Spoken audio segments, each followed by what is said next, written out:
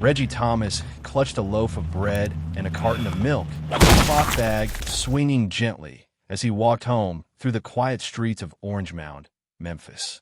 It was a Sunday in May, the sun high, casting soft shadows on cracked sidewalks. His left leg dragged slightly, a limp from a 2006 mortar blast in Afghanistan that still sent sharp pains through his thigh. Reggie, a 62-year-old Army veteran, didn't complain. He wore his old Army cap with quiet pride, his eyes kind but tired. Neighbors knew him for small gestures, slipping $1 to kids for good grades, waving to anyone who met his gaze.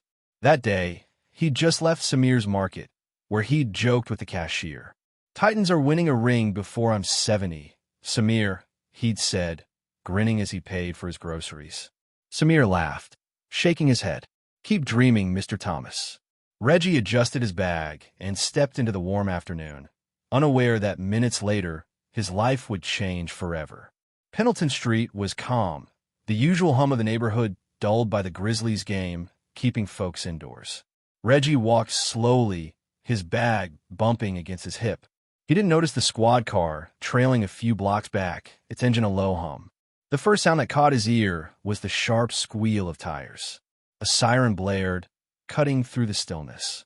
Reggie turned, startled, expecting the car to speed past on some urgent call.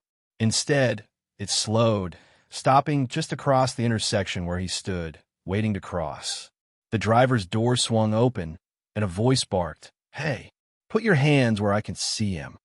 Reggie froze, confusion clouding his face. His hand came up, palm out, as he called back, "What's going on?" His voice was steady, but his heart raced. He took half a step back on the sidewalk, his grocery bag slipping from his grip.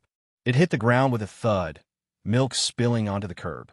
Officer Brian Dallard stood by the cruiser, his gun already drawn, eyes locked on Reggie. "Don't move," he shouted, his voice tight with tension. Reggie raised both hands, palms open, just like he'd been trained in the Army. Slow, clear, no sudden moves. His mind flashed to dusty battlefields, to moments where staying calm meant staying alive. But this wasn't Afghanistan. This was his home, his street, his Sunday. "Sir, I'm not," he started, but the shot rang out before he could finish. A searing pain tore through his right arm, just above the elbow. Reggie stumbled, his heel catching the curb, and he collapsed, the world tilting. Blood soaked his sleeve, warm and fast. His fingers went numb, and his breath caught as he pressed his hand against the wound. "I didn't do anything," he whispered, barely audible over the ringing in his ears. Across the street, Laverne Jameson stepped onto her porch, a glass of sweet tea in hand. She saw Reggie fall and dropped her glass, the shatter loud in the sudden quiet. "Reggie!" she screamed, running barefoot toward him. "What happened?" Officer Dallard, gun still raised, shouted, "Stay back. This man is armed." Laverne's eyes blazed. "You don't got nothing. He was at the store." Her voice shook with fury as she knelt beside Reggie, pressing her cardigan against his bleeding arm. "Stay with me, baby, just breathe," she said, her hands trembling but her tone firm. Neighbors began to gather, phones out, some recording, some praying. A teenager, Corey, held his phone steady, capturing every second. "Get that gun off him," someone yelled from the crowd. Dallard's hands shook, his radio crackling as he spoke into it. "Officer down. Suspect charged me," he said, his voice breaking. "Shots fired." Reggie, dazed, stared at the sky, his arm throbbing. "I didn't do nothing," he repeated, softer now, as if trying to convince himself.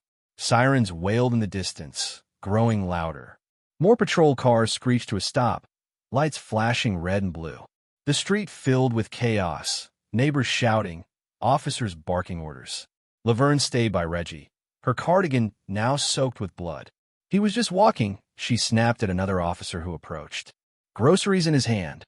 An older officer jogged over, his face grim. "Brian, weapon down," he shouted, waving at Dallard, who blinked, lowering his gun like he'd just woken up. His eyes stayed on Reggie, wide and uncertain. EMTs pushed through the crowd, gently moving Laverne aside. "Ma'am, we got him," one said. They cut Reggie's sleeve, started in 4, and strapped him to a stretcher. Dallard stood off to the side, muttering, "He moved on me. I feared for my life." Laverne spun toward him. He was walking. "You shot a man for walking." The crowd grew louder, angrier. A woman with a baby on her hip whispered, "That could have been my daddy."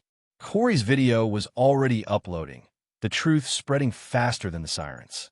At Regional 1 Hospital, Reggie lay in a bed, his arm wrapped in bandages, the pain sharp and constant.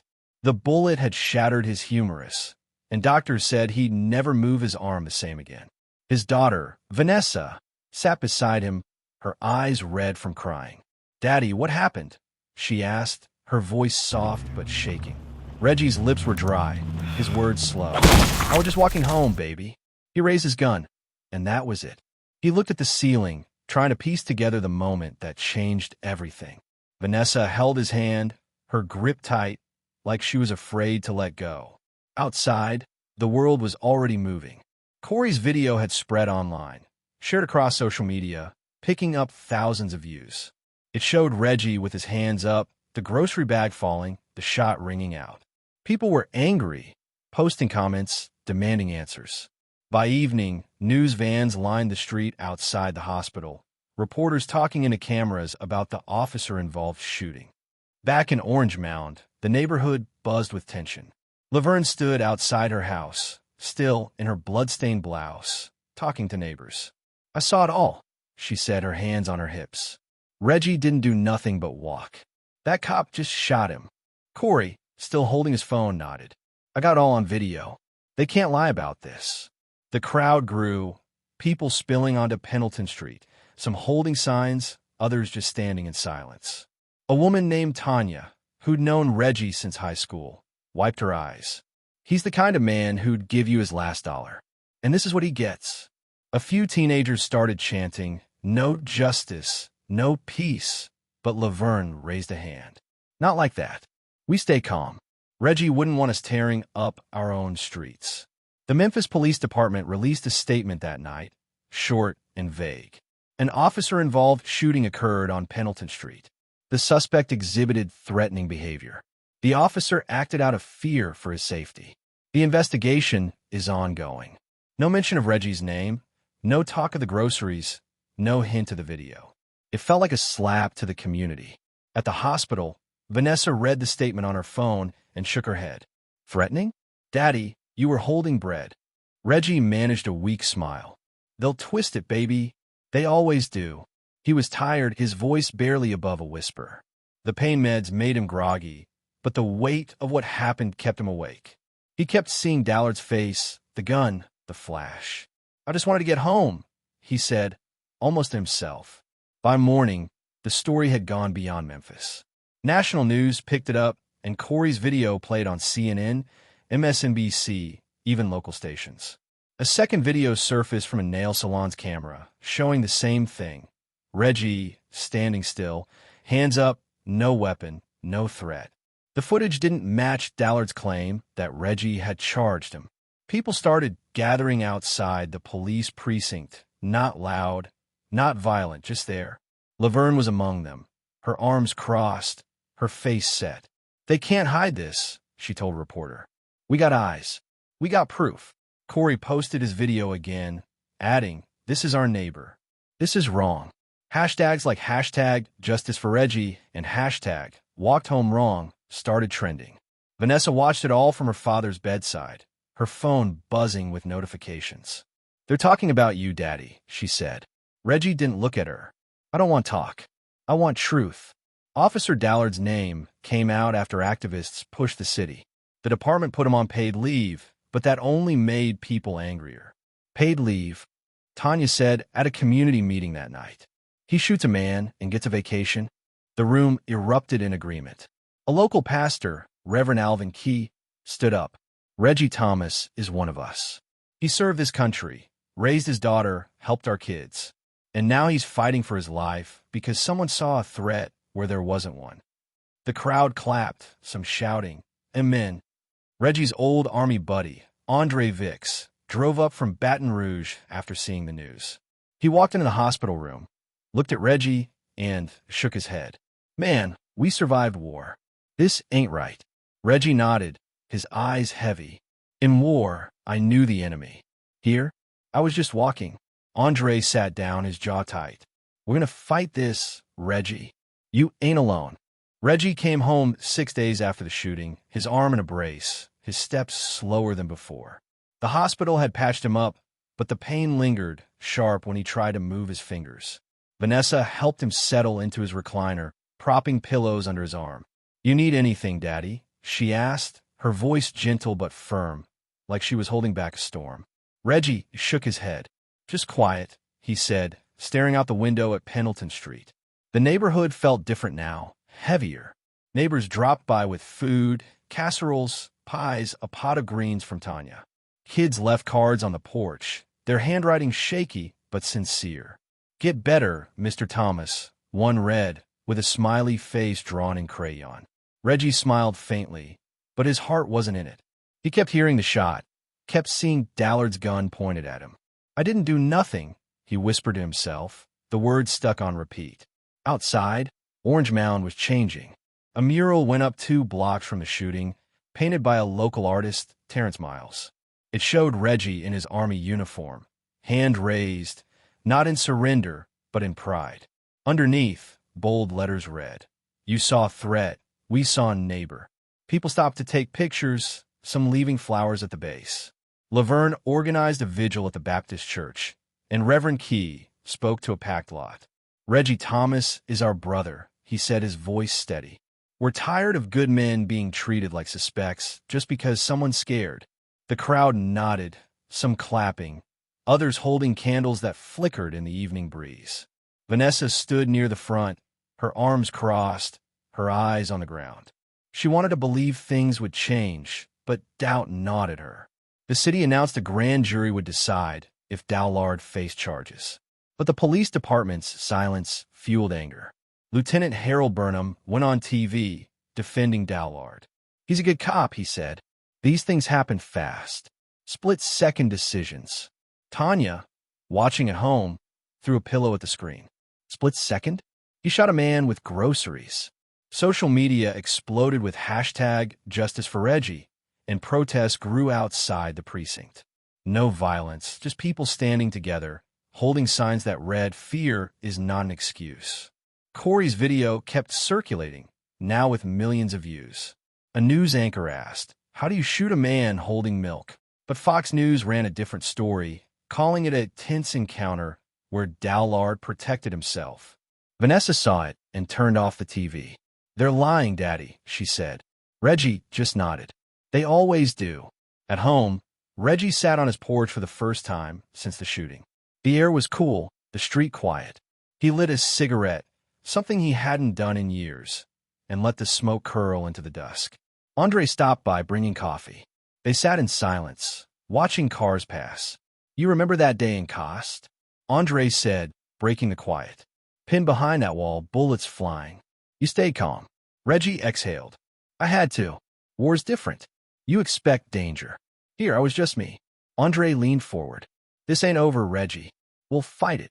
Reggie didn't answer, his eyes on a kid riding a bike down the street. A handmade sign taped to the handlebars. We love you, Mr. Thomas. It hurt to see, not because of the love, but because he felt like he'd let them down by getting shot.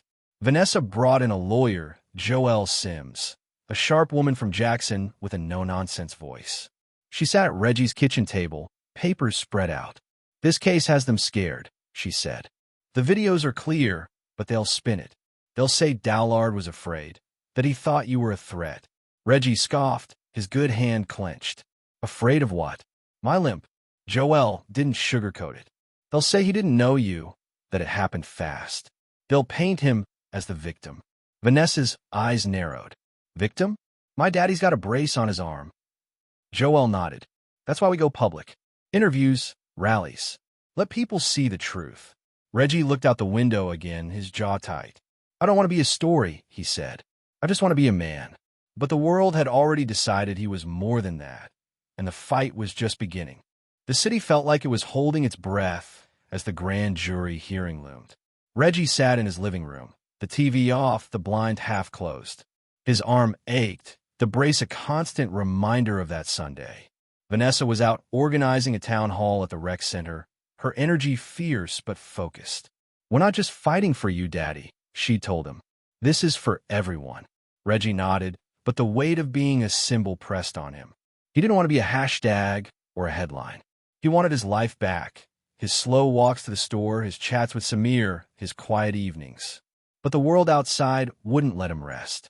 Protesters gather daily now, their signs sharper, "Shop for bread, free to walk." A local radio host argued, "Cops make tough calls. You can't judge a man for one mistake." A caller snapped back, "Mistake? Reggie's arm is ruined." The city split, some defending Dallard, others demanding justice. Joelle Sims pushed forward, meeting with Reggie and Vanessa to prep for the hearing. "They'll focus on Dallard's fear," she said, flipping through notes. "They'll say he thought you were reaching for something." Reggie frowned. "Reaching? I was holding groceries." Joelle's eyes softened. "I know, but in court, perception matters more than truth sometimes." Vanessa clenched her fists. "So he gets to lie and walk away?" Joelle shook her head. "Not if we fight smart. The videos are our strength. Laverne's testimony, Corey's footage, the salon camera, it all shows the same thing." Reggie leaned back, his good hand rubbing his forehead. "I just want them to see me, not some story they made up." Joelle nodded. "That's what we're fighting for." She planned to call witnesses, including a retired cop, to talk about proper protocol. But she warned them, the defense would twist every move Reggie made. Outside, the community rallied. High school kids staged a walkout, marching with signs that read, "Reggie is us." Local shops put up posters, "Justice for Reggie." At the town hall, Vanessa stood at a microphone, her voice steady but raw. "My father served this country. He raised me alone after Mom died. He's not a threat. He's a man." The room, packed with over 300 people, erupted in applause. Reggie sat in the front row, his cane across his lap, watching neighbors, teachers, mechanics, kids stand for him. A teenager whispered to her friend, "He used to give me candy when I got good grades." Reverend Key took the mic next. "This isn't just about Reggie. It's about every one of us who's been judged before we speak." The crowd murmured agreement, their resolve growing. Vanessa glanced at her dad, hoping he felt their love, but his face stayed heavy, like he was carrying more than just pain. Dallard stayed quiet, no public statements, just a brief courthouse appearance flanked by his lawyer, Mason Bell. He looked pale, nervous, avoiding cameras. Bell spoke for him, telling a reporter, "My client is devastated." He acted on instinct, not malice. The words stung, echoing across news channels. Laverne, watching at home, muttered, "Instinct?" He shot a man standing still. The body cam footage leaked a week before the hearing, forced out by public pressure. It was worse than anyone expected. Dallard didn't warn Reggie, didn't say freeze, just shouted "hey," and fired in under 5 seconds.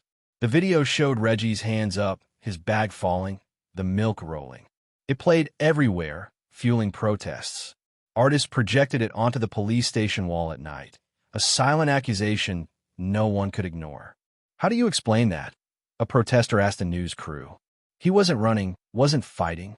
He was just there. Reggie sat on his porch that evening, Andre beside him with a thermos of coffee. The street was quiet, but the air felt charged, like before a storm. "You ready for court?" Andre asked, his voice low. Reggie sighed. "I don't know. I just keep thinking, what if they believe him? What if his fear matters more than my truth?" Andre shook his head. "They can't ignore that video. They can't ignore us." Reggie looked at the mural down the street, his own face staring back, proud but distant. He didn't feel like that man. He felt small, breakable, human. A kid rode by on a bike, waving. "We got you, Mr. Thomas." Reggie lifted his good hand, a small wave back. Inside, he wondered if the courtroom would see him the way that kid did, or if they'd only see what Dallard claimed to fear.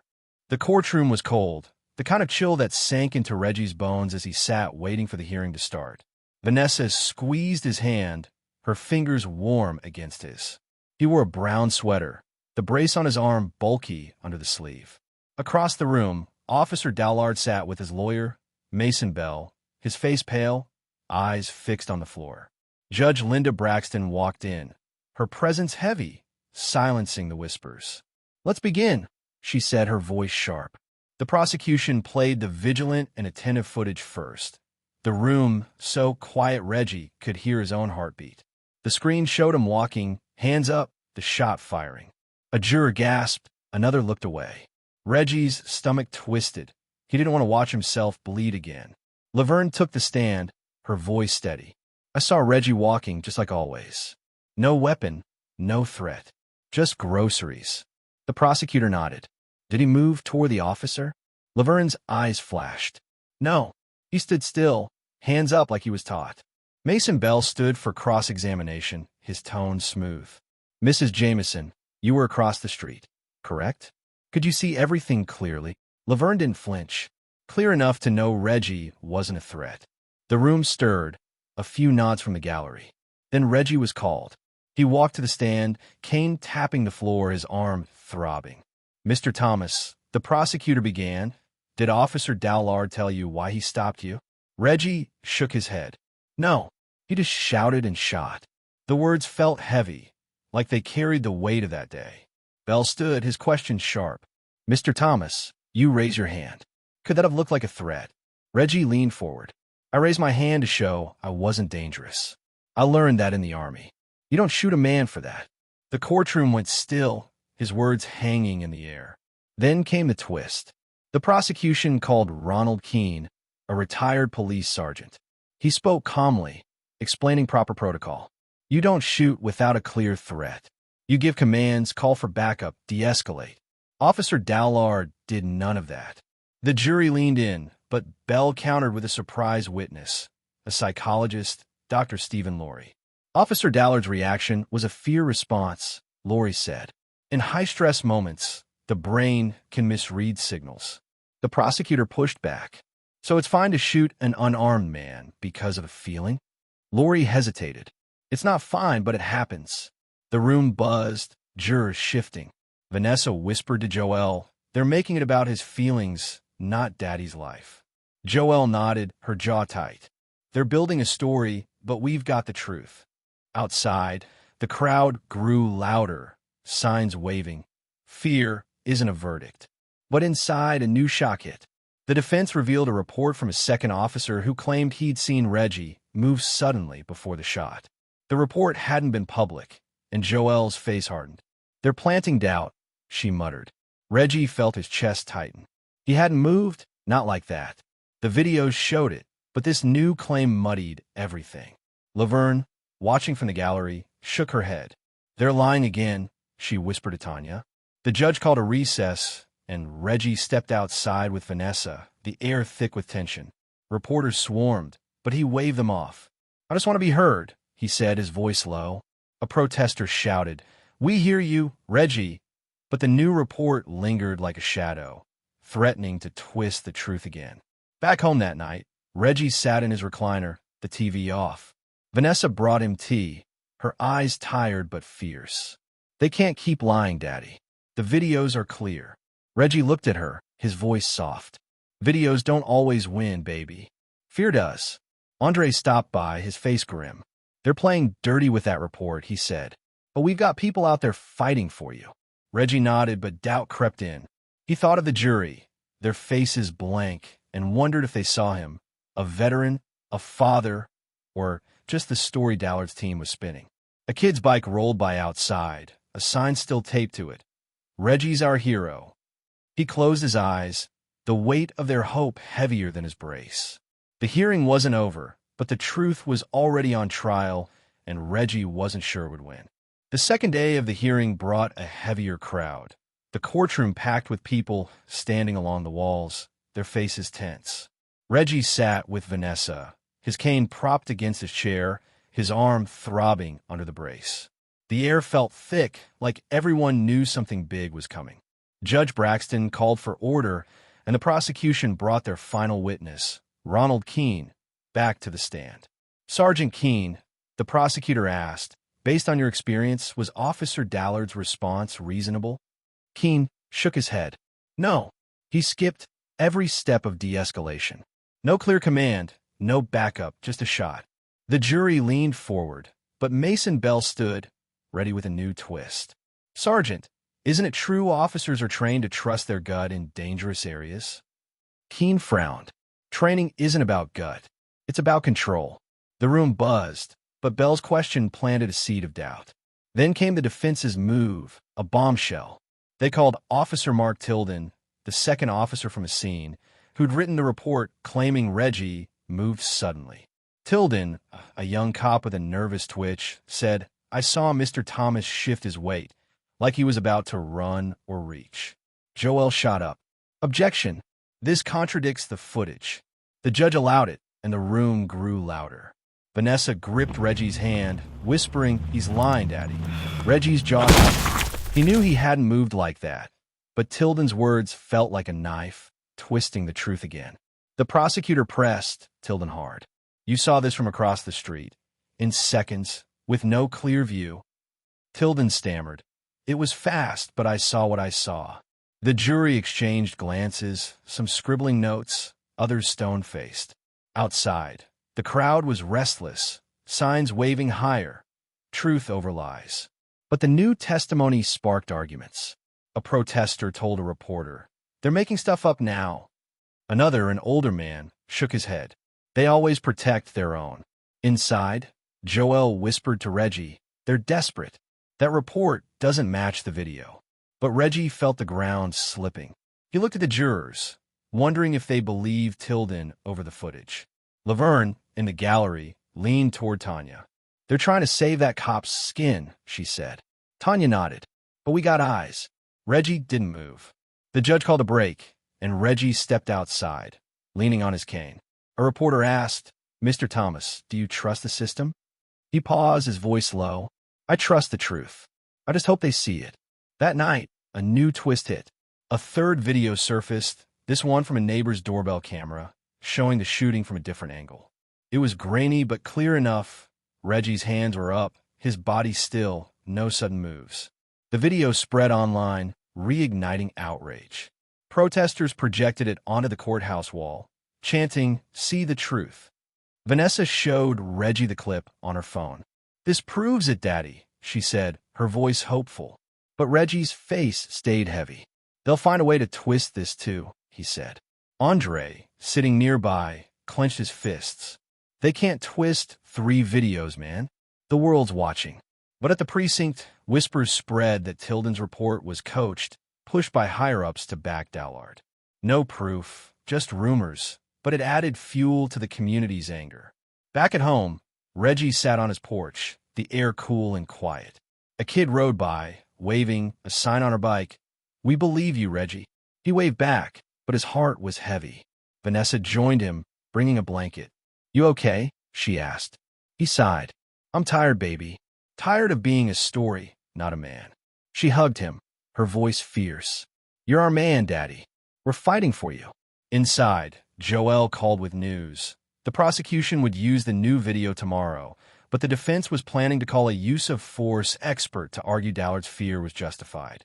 Reggie hung up, staring at the mural down the street. His painted face looked strong, but he felt fragile, like the truth was a thread one pull away from snapping. The hearing was almost over, but the fight for justice felt like it was just starting, and Reggie wasn't sure he could carry the weight much longer. The courtroom doors opened to a sea of faces, the crowd outside louder than ever, their signs a forest of anger and hope. Reggie deserves justice. Inside, Reggie sat with Vanessa, his brace heavy, his heart heavier. The air buzzed as Judge Braxton took her seat, her face unreadable. The prosecution played the new doorbell video, grainy but damning. Reggie's hands up, no sudden moves, just a shot. Jurors shifted, one wiping her eyes. Joelle leaned toward Reggie. "This is our moment," she whispered. But the defense wasn't done. They called a use-of-force expert, Dr. Alan Voss, who spoke calmly. "Officers are trained to react to perceived threats," he said. "In a split second, a raised hand can look dangerous." Vanessa's nails dug into her palm. "A raised hand?" she muttered. The prosecutor jumped in. "Dr. Voss, 3 videos show no threat. Does training ignore evidence?" Voss paused. "Training isn't perfect, Fear can override it. The room tensed, the jury scribbling notes. Then came closing arguments. The prosecutor, Stephen Cho, faced the jury. Reggie Thomas was a veteran, a father, a neighbor. He held groceries, not a gun. Officer Dallard fired without warning, without reason. You've seen the truth. Mason Bell stood, his voice soft but sharp. My client made a mistake, but he feared for his life. In that moment, he acted to survive. You can't judge a man for a second's fear. Reggie's chest tightened. Fear again. Always fear. The jury left to deliberate, and the courtroom emptied slowly, people whispering, some praying. Outside, protesters chanted, "See the truth." News crews swarmed, cameras flashing. Vanessa shielded Reggie as they walked out, his cane tapping the steps. "They have to see it, Daddy," she said.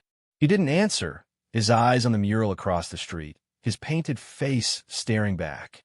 Hours later, the jury returned. Reggie's heart pounded as Judge Braxton read the verdict. Not guilty of aggravated assault. The room erupted. Gasps, cries, a shout of no. Vanessa covered her mouth, tears falling. Reggie stared straight ahead, his face blank. None of the jurors met his eyes. Dallard stood, his shoulders sagging as Bell guided him out. Joel grabbed Reggie's arm. "This isn't over. We've got the civil case." But Reggie felt hollow. "They didn't see me," he said, his voice low.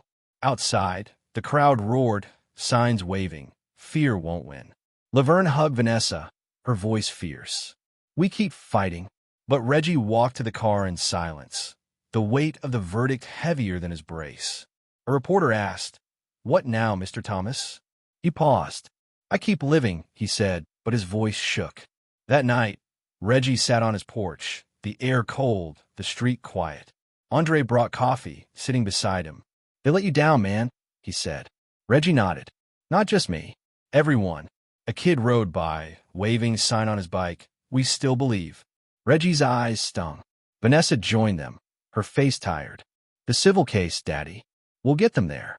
He looked at her, his voice soft. "It's not about money, baby. It's about truth." Inside, he pulled out a letter he'd written to the jury, never sent. "I'm just a man," it read. "I didn't deserve this."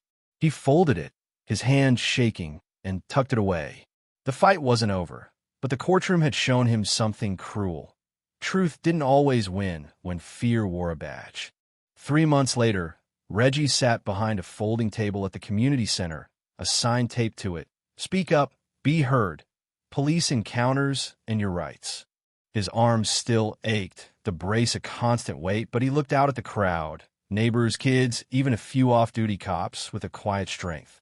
Vanessa stood nearby, her nursing scrubs on, proud of her dad. "I'm no speaker," Reggie started, his voice low but clear, "but I'm here because I lived. I walked home with groceries, and I got shot for it. Truth didn't win in court, but it's winning here." The room clapped, slow at first, then louder. A young woman raised her hand. "What do we do if the system fails us?"